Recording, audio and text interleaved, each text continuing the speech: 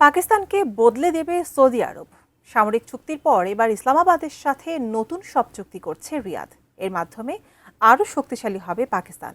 নতুন এই চুক্তি নিয়ে বিস্তারিত জানাচ্ছেন আরিফ হাসান।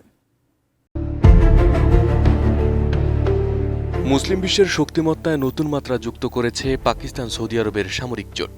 গত বছর রিয়াদের আল ইয়ামাম প্রাসাদে একটি ঐতিহাসিক প্রতিরক্ষা চুক্তি স্বাক্ষরিত হয়, যা কৌশলগত পারস্পরিক প্রতিরক্ষা চুক্তি নামে পরিচিত। এই চুক্তির সবচেয়ে গুরুত্বপূর্ণ দিক হল এর সম্মিলিত নিরাপত্তা ধারা, যা অনেকটা ন্যাটোর অনুচ্ছেদ ৫-এর মতো। চুক্তিতে স্পষ্টভাবে বলা হয়েছে, যে কোনো একটি দেশের বিরুদ্ধে বাইরের কোনো আগ্রাসন বা আক্রমণকে উভয় দেশের ওপর আক্রমণ হিসেবে গণ্য করা হবে। এর মাধ্যমে অপারমাণবিক দেশ হলেও পাকিস্তানের পারমাণবিক শক্তির ছাতার নিচে এসেছে সৌদি আরব। সামরিক মহাপরিকল্পনার পর এবার পাকিস্তানের করাচিতে একটি বৃহৎ ক্রিপ্টোকারেন্সি ও ব্লকচেন জোন প্রতিষ্ঠার পরিকল্পনা করছে রিয়াদ। একই সঙ্গে দেশটিতে আরও কয়েকটি বড় বিনিয়োগ প্রকল্পের সম্ভাব্যতা যাচাই করা হচ্ছে। পাকিস্তান সরকার বর্তমানে ক্রিপ্টোকারেন্সি লেনদেনকে একটি নিয়মতান্ত্রিক কাঠামোর আওতায় আনার উদ্যোগ নিয়েছে, যেখানে মার্কিন প্রেসিডেন্ট ডোনাল্ড ট্রাম্পের পরোক্ষ সমর্থনও রয়েছে।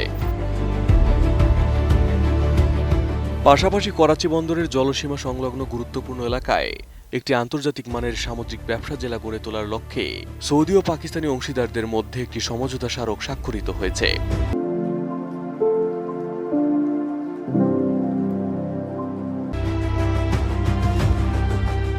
বর্তমানে একটি উচ্চ পর্যায়ের সৌদি প্রতিনিধি দল পাকিস্তান সফরে রয়েছে।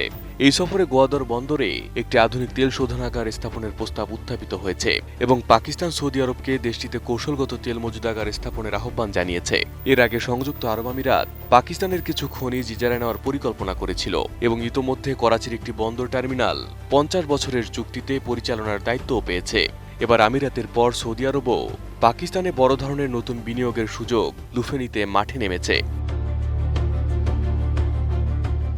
পাকিস্তানের সামুদ্রিক বিষয়ক মন্ত্রী মোহাম্মদ জুনাইদ আনোয়ার চৌধুরী জানিয়েছেন, Karachi port trust, Saudi business council, Najd gateway holding company, Arif Habib Dolmen REIT management limited এবং পাকিস্তান কর্পোরেট কনসোর্টিয়ামের মধ্যে এই যুগান্তকারী সমঝোতা স্মারকটি স্বাক্ষরিত হয়েছে।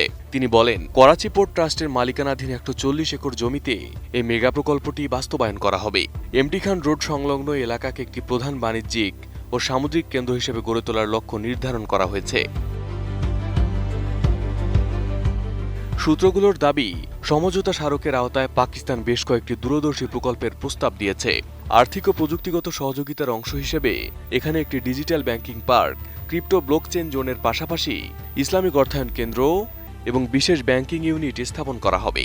সামুদ্রিক লজিস্টিক্স খাতের আধুনিকায়নে একটি মেরিন প্রযুক্তি জোন এবং স্মার্ট পোর্ট ইমিগ্রেশন জোন গড়ে তোলা হবে, যার মাধ্যমে ডিজিটাল কাস্টমস ও শিপিং সেবা চালু এবং সামুদ্রিক সফটওয়্যার উন্নয়নে যৌথ গবেষণা কার্যক্রম শুরু হবে।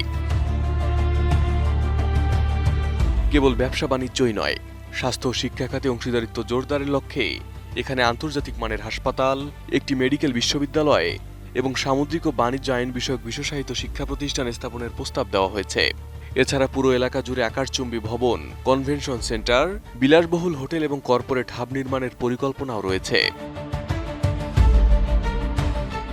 মন্ত্রী জুনাইদ আনোয়ার চৌধুরী বলেন, আধুনিক বাণিজ্যিক অবকাঠামো গড়ে তোলার মাধ্যমে বিপুল বিদেশি বিনিয়োগ আকর্ষণ, কর্মসংস্থান সৃষ্টি এবং পাকিস্তানের সামগ্রিক অর্থনীতিকে বদলে দেওয়াই এই প্রকল্পের মূল লক্ষ্য। Arif Hasan, ATN news.